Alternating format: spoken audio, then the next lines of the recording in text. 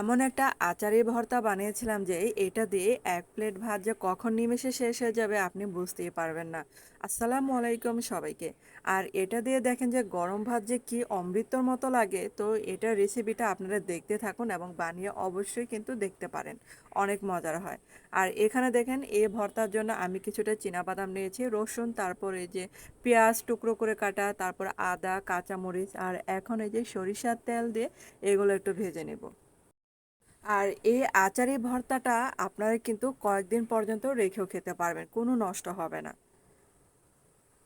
আর এত মজার যে ভর্তাটা, আমি যখন বানিয়েছিলাম মানে আমার মনে হচ্ছে কেন যে আগে বানালাম না এই মজার ভর্তাটা। আর এই ভর্তাটা বানাতে কিন্তু মানে সময় কিন্তু বেশি লাগবে না, অল্প সময় কিন্তু এই ভর্তাটা করা যাবে। তারপর দেখেন এগুলা কিন্তু ভাজা হয়ে গেছে। আর এগুলো এখন ঠান্ডা করে নেব। তারপর এই যে ব্লেন্ডারে এগুলা ভরে নিচ্ছি। আর এগুলা কিন্তু কালো করে ভাজবো না, মানে হালকা ভেজে নিয়েছিলাম।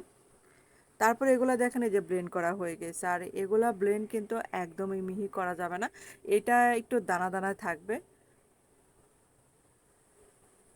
আর এখন এই যে আরেকটা কড়াইতে আমি সরিষার তেল দিয়ে নিলাম।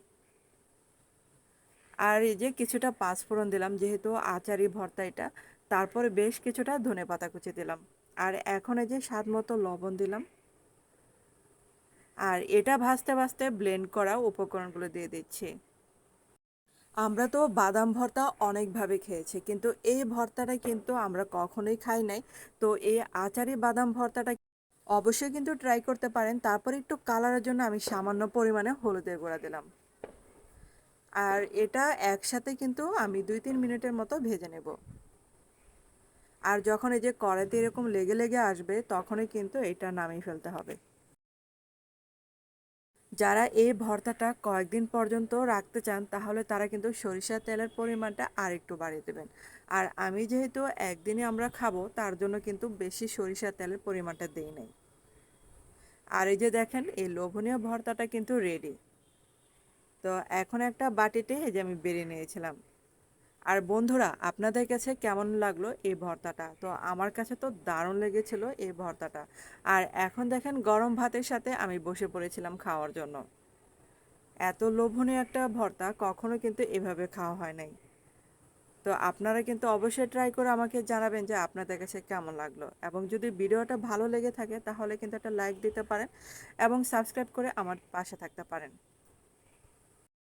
আর এটা দিয়ে খেতে খেতে কখন যে আপনি অনেকগুলো ভাত খেয়ে ফেলবেন আপনি নিজেও বুঝতে পারবেন না। অনেক মজার ছিল এই বাদাম ভর্তাটা। তো ধন্যবাদ সবাইকে এতক্ষণ আমার ভিডিওটা দেখার জন্য।